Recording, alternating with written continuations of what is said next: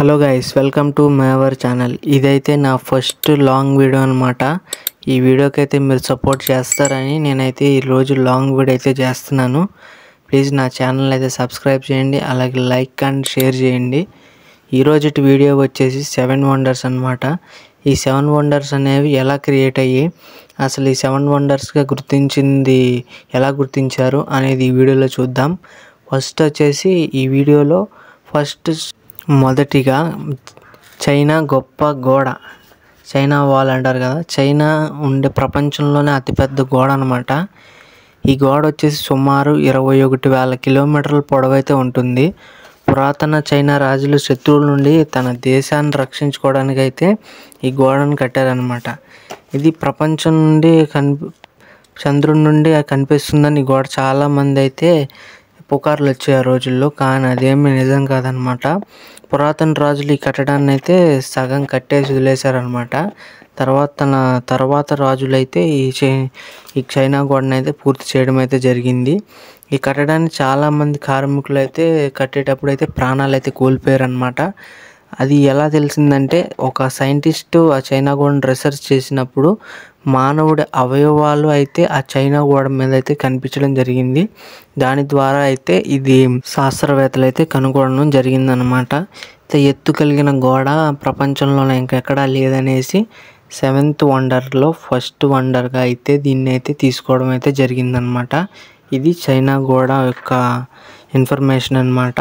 Next తర్వాత వచ్చేసి తాజ్మహల్ అనమాట. ఇది ఉత్తరప్రదేశ్ రాష్ట్రంలో ఆగ్రాలో నగరంలో అయితే ఉంది. దీని గురించి చాలా కథ అయితే ఉందన్నమాట. నేను షార్ట్ చేసి చెప్తాను, ఎందుకంటే వీడియో అయితే లాంగ్ అయిపోతుంది. తాజ్మహల్ ఎందుకు వండర్ అనే క్వశ్చన్ చాలామంది అడిగితే, ప్రేమ గుర్తు, అందుకే ఇది వండర్గా నిలిచింది అంటారు. ప్రపంచంలో ప్రేమ గుర్తుగా అయితే తాజ్మహల్ అయితే నిర్మించారు. అద్భుతమైన మార్బల్ నిర్మాణం అయితే ఇది. మొఘల్ చక్రవర్తి షాజహాన్ తన భార్య ముంతాజ్ కోసం నిర్మించారనమాట. నిర్మాణ శైలి, అందం, చరిత్ర చూసి ఇదైతే 7th వండర్గా అయితే పిలవడం అయితే జరిగింది. కొంతమంది తాజ్మహల్లో ప్రేమకు చిహ్నం కాదు, అది ఒక దేవాలయం అని, దాని పేరు తోజో మహాలయం అని కూడా అనేవారు అనమాట. దాంతో ఈ పేరు వచ్చిందని అయితే చాలామంది అయితే చెప్పుకునేవారు. కానీ నిజాలు తెలియక తాజ్మహల్ అనేది ఒక మిస్టరీగా అయితే మిగిలిపోయింది. ఈ మిస్టరీలోనే ఒక అద్భుతం కాబట్టి దీన్ని 7th వండర్గా అయితే దీన్ని అయితే పెట్టడం అయితే జరిగిందనమాట. తర్వాత వచ్చేసి కొలోసియం. ఇది అద్భుతమైన నిర్మాణం, రోమ్, ఇటలీలో ఉందన్నమాట. ఇది రోమన్ చక్రవర్తులు అత్యంత ప్రసిద్ధమైన యుద్ధ ప్రదేశం అన్నమాట. ఈ నిర్మాణం వచ్చేసి 7 CS నుండి మొదలైంది. 8 CSలో అయితే నిర్మాణం పూర్తయిందనమాట. కొలోసియం 48,000 నుండి 70,000 ప్రజలు కూర్చుని వీలు ఉందన్నమాట. 189 మీటర్ల 615 అడుగులు అయితే ఉందన్నమాట. ఇది చూసుకున్నట్లయితే 189 మీటర్ల 615 అడుగులు అయితే ఇదైతే ఉందన్నమాట. నెక్స్ట్ 400 మీటర్ల 158 అడుగులు ఉంది కాబట్టి ఇది కొలోసియం అనేది రోమన్ చరిత్రలో గొప్ప వైభవాన్ని తెచ్చిందనమాట. ఇది ప్రసిద్ధ ప్రదేశంలో ఒకటి కావున దీని 7th వండర్స్లో ఒకటిగా అయితే చెప్పడం అయితే జరిగింది. దీన్ని ప్రసిద్ధి చెందిన 7th వండర్లో అయితే ఒకటిగా అయితే ఇది నిలిచిందనమాట. నెక్స్ట్ వచ్చేసి క్రైస్ట్ ఆఫ్ ద రెడీమర్.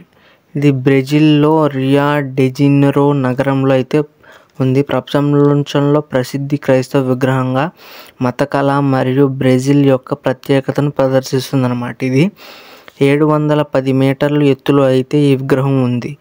దీని నిర్మాణం 1931లో పూర్తయింది. విగ్రహం 30 మీటర్ల 98 అడుగుల్లో ఉంటుందన్నమాట. చేతులు విస్తరించిన రూపంలో క్రైస్తవ దేవుడైన యేసుక్రీస్తు అయితే దీని మీద ఈ విగ్రహంలో ఉంటాడనమాట.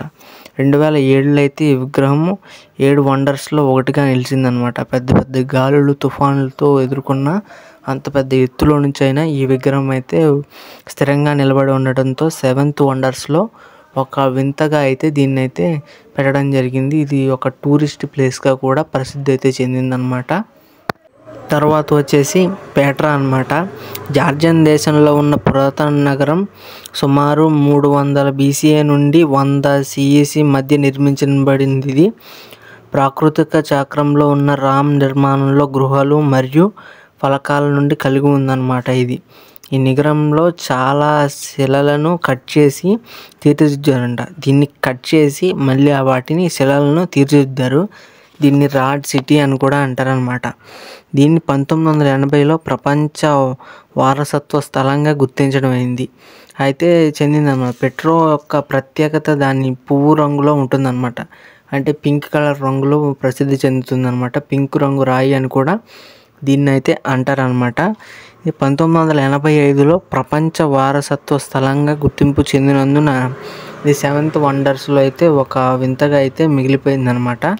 దీనికి టూరిజం కూడా చాలా అయితే పెరిగింది. మనిషి చనిపోయే లోకలు దీన్ని ఒక్కసారి కూడా చూడాలని కొంతమంది పర్యాటకులు కూడా దీని గురించి చాలా చెప్పారు అనమాట.